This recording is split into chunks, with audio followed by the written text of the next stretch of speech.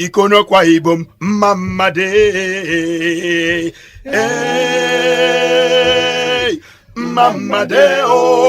mamadeo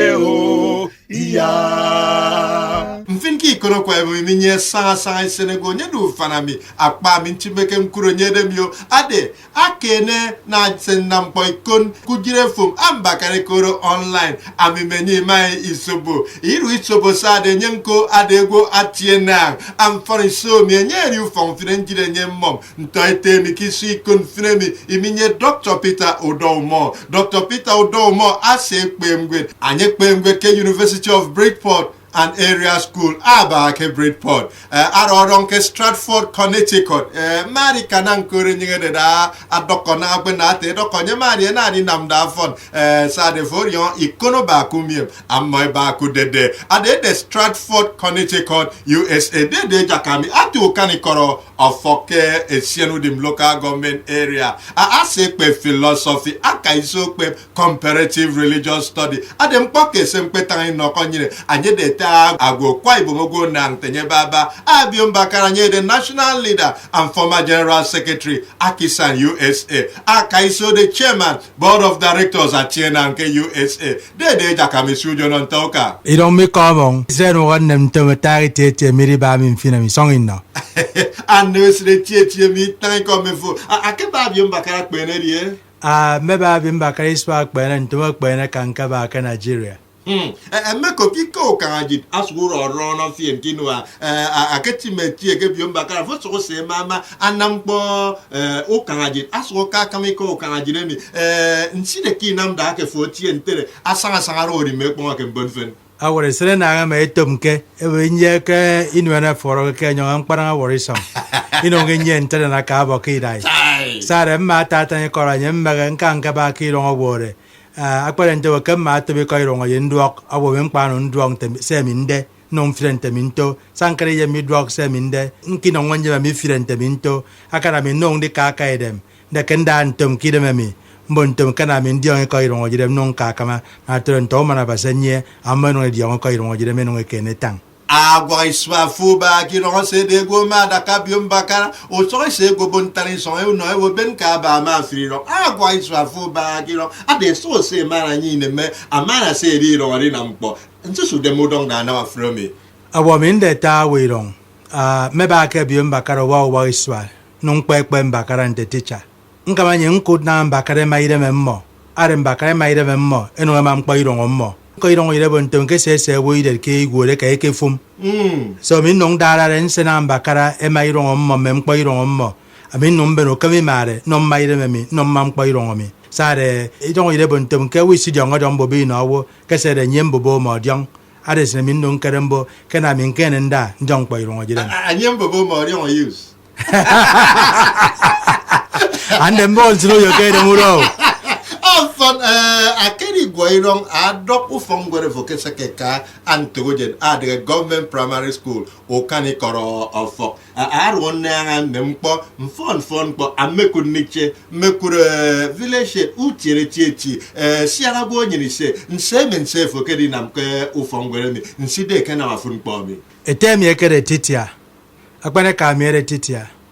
adie ka miere titia menja ke ka me so geden titia amin non de ka bande titia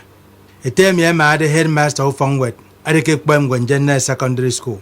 samin ka bande titia ko ma ka of Fongwet nka nga wo nturobok nka bare mkpo so ko doctor titia ade ke mkpem go itie sinange edion na se ka mo Fongwet mekpem kpo Abiom Bakara wa iswantum nde da nkut mbontum ke of Fongwet primary school aren tongongwet mentongi niso den nong ndaken ton tum ka kuda ba ifyok na Bakara sange boko ato na me kpempo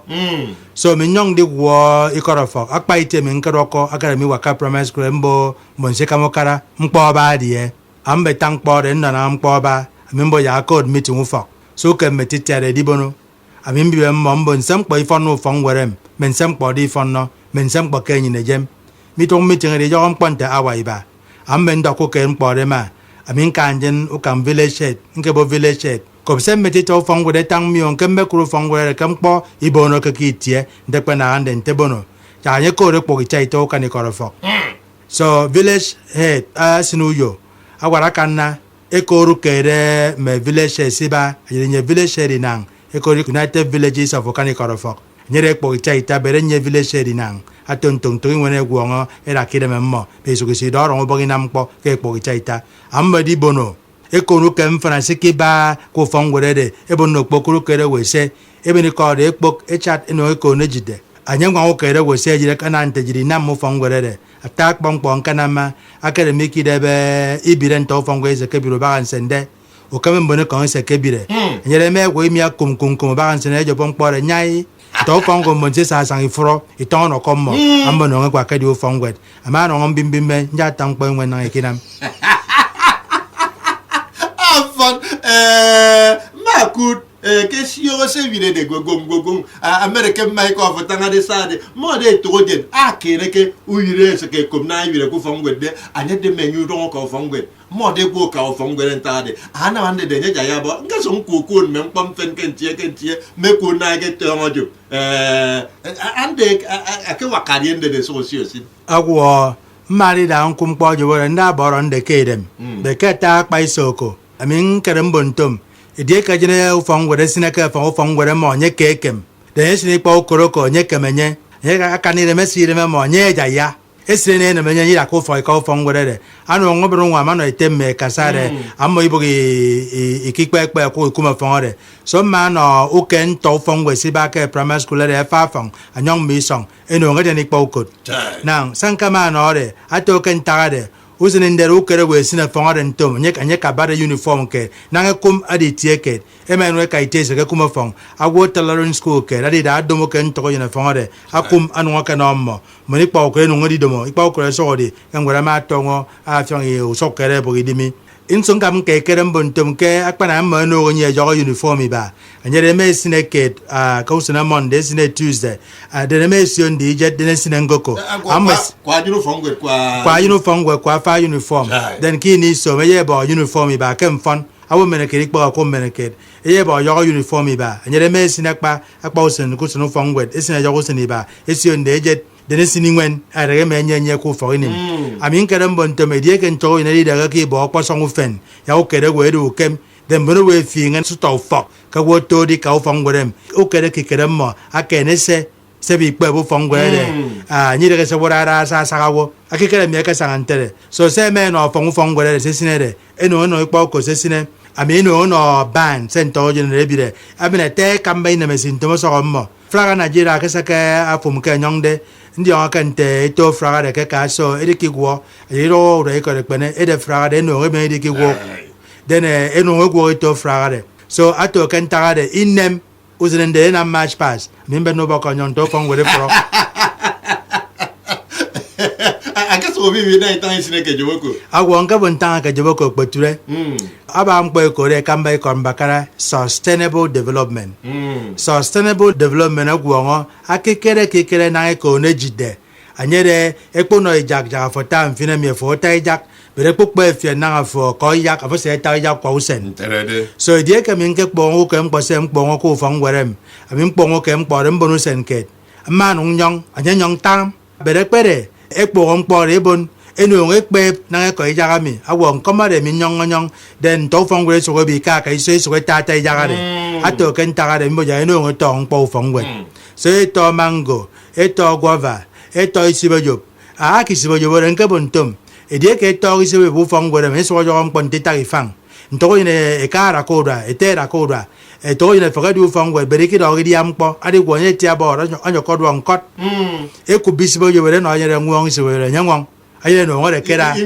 ingwa no ngodo bere isibojo re ara fongwere re anyira ke se fe wo fongwe ma tere iri ngwa metoko jen min no nda nkut ebo ke jo bo re kenya mantom adana no nyama mbo village cheja no ngodo fongwere re bat mi taka je bi fanga ke duo ambori ndoko taka je sidwo ambon tom ja eno ngebe ne number de nyong eno ngedi na ajob ja wak so ye to job dobiti eke ikieke anyere 90 stands ajob no fongwe iswa itieke ajob ya tongi fak edie ku ke 90 stands am ye faka anye no ngode ajob sikima ibaba ko fongwe mi awe mi wo ikiere ino ifro kikiere ajob sibe ba fongwe eme to ino ngito bojo bore ntere akowa ba se kama enwa mo fangore kini iso kwaso wode mindi ba na ma boy tete mekere ken dem brinirong ke kude na fo nam kpomi e ma ne wechiri ba se fo nam en mesire tete ntaite mi kisi confirm mi minye Dr. Peter Odomo ba ke Stratford, Connecticut, USA mari kanam kur mananong kan kurede anye se akpempo ke University of Bridgeport and area school anye to okana ikot ofot anye the teacher akpe philosophy amana kai so pe comparative religious studies anye the national leader and former general secretary Akisan the Akwa Ibom State Association of Nigeria ke USA amana kai so the chairman board of directors at TNA USA anye mommy meje kisu ikono Akwa Ibom na mami kama ima inyoidi inai kai so menweji me Dr. Peter Omo Bangutang ekobikono bangutang ekobikono Akwa Ibom bangutang ena ikon mio bangutang ekobikono Akwa Ibom ikon ayaw rakambo ayaw pembo ayanambo senkida resirefo bangutang ekobikono bangutang ekobikon mio bangutang ekobikono Akwa Ibom bangutang ena ikono bangutang ekobikono Akwa Ibom ikon ayaw rakambo ayaw pembo ayanambo senkida resirefo bangutang ekobikono ikon ayaw rakambo ayaw pembo ayanambo ntate mi ke fro Akwa Ibom majit ami ede mi nam na nyire riango ke programme de ko di kono Akwa Ibom ese na manje ke radio Akwa Ibom 90.5 ina manje kan karika ita movie kwa kuro Friday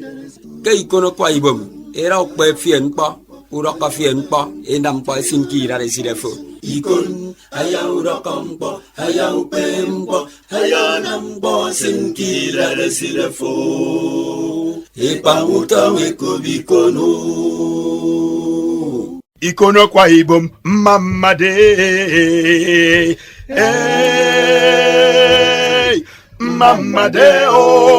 mamadeo ya ikono Akwa Ibom na itongri nam non to fongri tem ke fangam bakare kodo guidance and counseling series he radio erina wanyemi ikono Akwa Ibom we ri anu bong mo fongwen tafiok Faculty of Education University of Uyo eno itememi erina wami na nwam to fongwe kpanan bore ba ke ngweri tioke secondary school ekut 18 iso eno idememo ana nwam mo wi ke tiu song pose mo wi ki kor ku fongwen tafiok akene ineme ufon meno amonyere nto fongwere mi na enyu fan bi mentai fioro mi awi na mpo kai so mara nwanga mo ke fan guidance and counseling itang ibangami erina wanye minko na kai so sinitem ano mete mekan togen ku song meruna mo ekpedem ntom modong dai ka yo fongwen tai fiok ero edenge mengwon da gwompong guidance and counseling series mi na nwa meticha su fongwet eri yo etu song mpeng togen dai kongwet ekpemgwet egbo yuro edo fongwen tai fiok da mpong mo kwefon counseling series mi na ru nwam togen ko iri yo mirio ero song ideme pong miro ekbe ki wi yo mo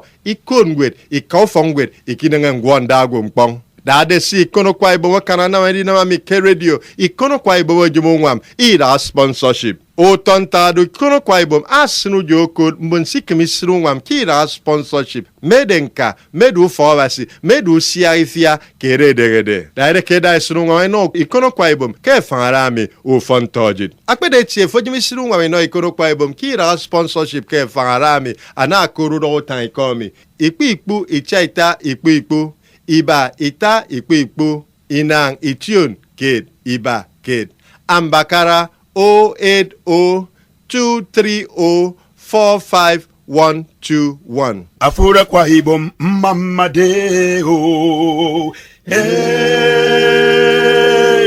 mamadeo mamadeo ya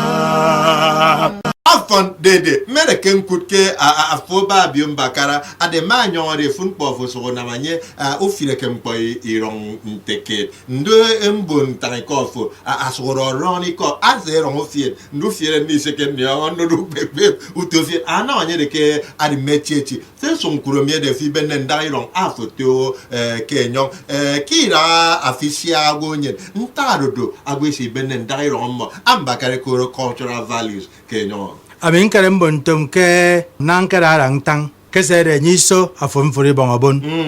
no ndarang tang montum ke esere anyem bubo mo jong ka wisi jong jong bobi no wo idea ka furu ke ne ke u kerem po banga sinam ja fure nang agwo afure ke ku kerem po bangi rongorere idong asere nyirongo mo bob asena wo be timi toto sene de ki bobi rongonyin mpa ko cultural values mi for example adam pon tukpono eto yin ikponete nso iwo eto yin so ewo ifyok awi nyem pon tifyok mo ba utum asanga ka wo na ka masene wo asanga ka wo na ka mi ron ja asana asanga ka wo mi kpe akpede ke kerem pon to de ke kerem pon to forabra mo no kem pon makana mpa ko ke komba kara order agwo ke mpo ibuno ki tie oidong irebe serebere sinam jagi dongo da garere akabatente ta kamba tayufok so cultural values meeting and take atai kere sebenne culture irongo jire medo do nyoko edie ke foka ke bongo tayade agu fo de ame ma kimino ngure so min kerem bonto de say no e kaka ikidongo idiongo me anga kere cultural values na ngajirem anga kere cultural values akwa mo jiremi ato ken tagare ajire I beb akajire nyingwa ngajire inu kamare ikama mberi rongo jiremi imo irongo jiremi kama fon mbomba ka no nyembe irongo mo ino fon ki irongo mo ana jino nyembe irongo jino ngikpono mberi rongo jirem atre me ba ko ngirongo jirem koro akene se fo ase koro ri kurkirong ida nyine ke denga ken toje men toje ni ida mi are ke banti da nyine ke denga ken toje nde megwe mere ki si jeme ko e ro na ngam mempo ari boy da mi toje ni ke ki jemu o bawtum ki ra itemi se akpere ke asindie anoint toje ni tem ambakara da engage them more positively to mi mama na ndekut nangare ito ina ma kpono wedi wo akpere mponte woden ebo maro ke pompon owo kpono worere amaro ke pompon re kpono wore ajom po ibana fajemo bawutum me foto wukoro me se tobojobo o mere kabinta o mere monsi isi timitiaro o megwa passenger kuson ana wore na nyu bawutum sa okere me ri da won fongore mi ibana ke no onye nyu bawutum ide ku fo baga anyede etenyu bawutum ka nyu bawutum tenyu bawutum nkadi na ku to fo are ke sinu kere ke keremi asa ke kporo fongwere ko ede ke kpebe ntogo yere mkpo aba mkpo ko computer ndi o kana nyere ko computer ngo ni ko irongoje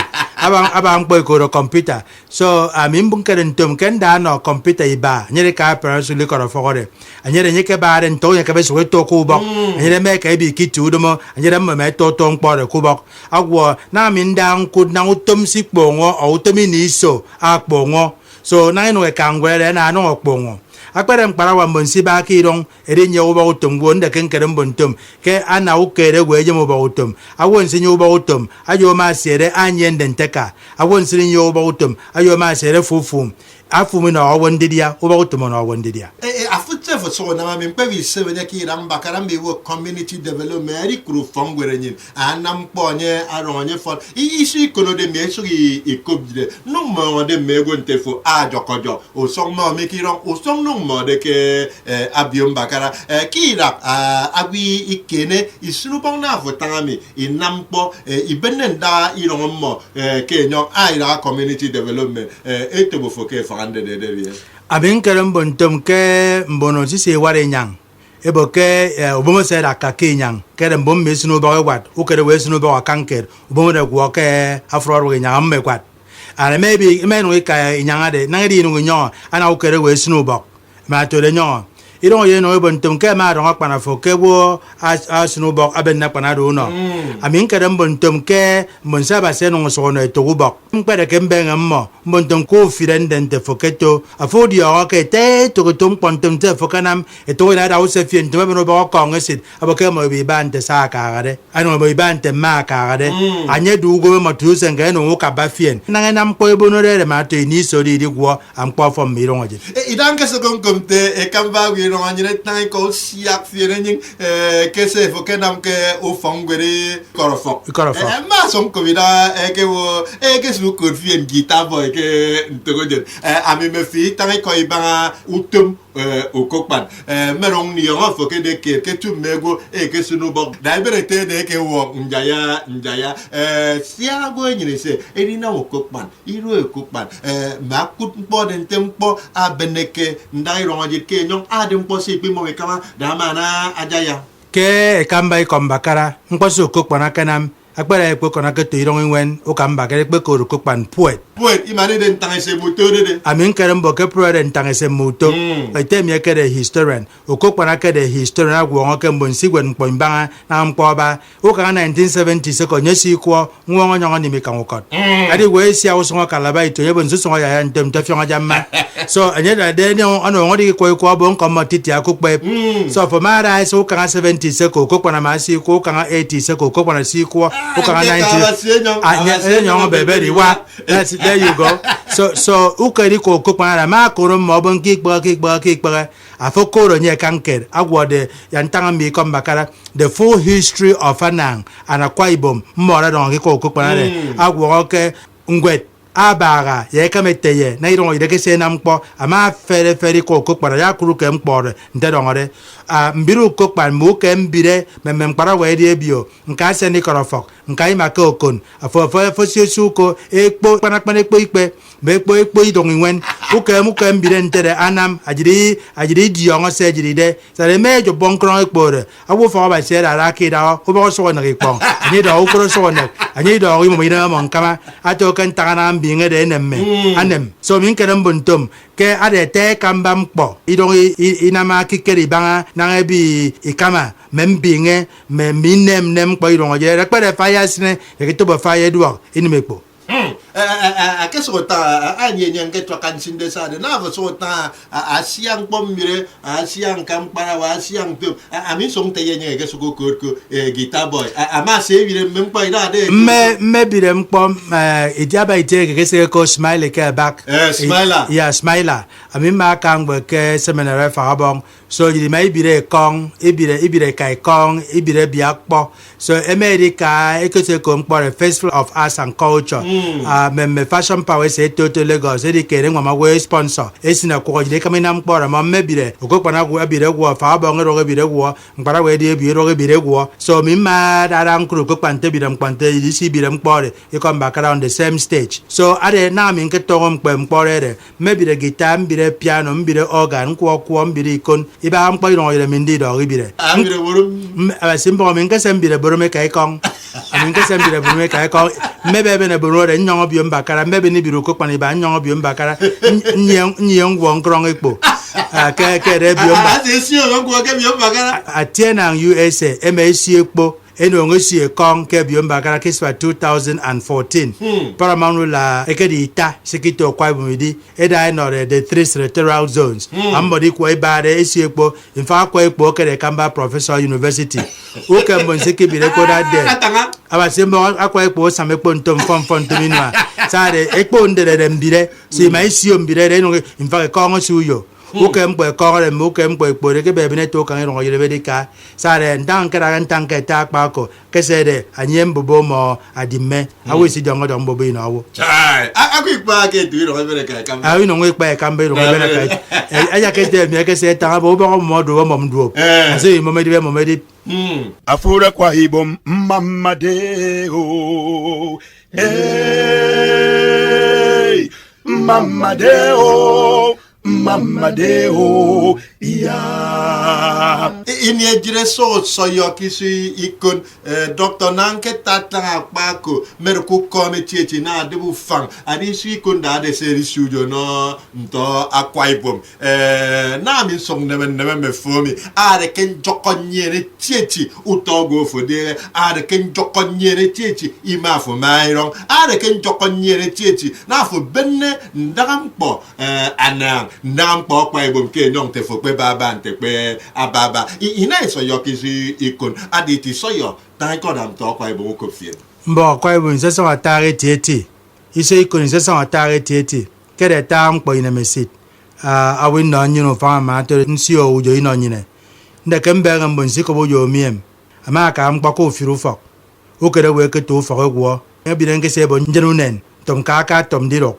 ami ma non ka menong didok irongo no din keneda ami njem kwana nso mkpongo ke pransu li ko fa menge kene ken kare mun do gbere fa ma ka primary school so onye se dia ito so so ejo no non ka primary school fo ka ke se na mkpo bono mana tore o fa ko so ba se fo so okpongo to mkpo afo no so kene akpongo ke awo se akudim ise so ngetieti ana mabona de fari si kon fremi da de seri sin to Akwa Ibom ko ngara mo ko me chechi me ko frogo sinogo mpawton ikomi kisi ko no den tummi ku jang nyang de fo adobo kan bori de fo nyem bori dem ki de fo rong ni ba si ke kwani ko ke se fo nanam ana gwo iso apenyen twaka uro do fire no dem de keda dra den tu pempo kai so nye kamba da bai no fo ana sanga ke gwontiede abin kere kpara boro fia nko ese nko rubo on fia ande ejere fia ki kore ke chme ikono Akwa Ibom Mamade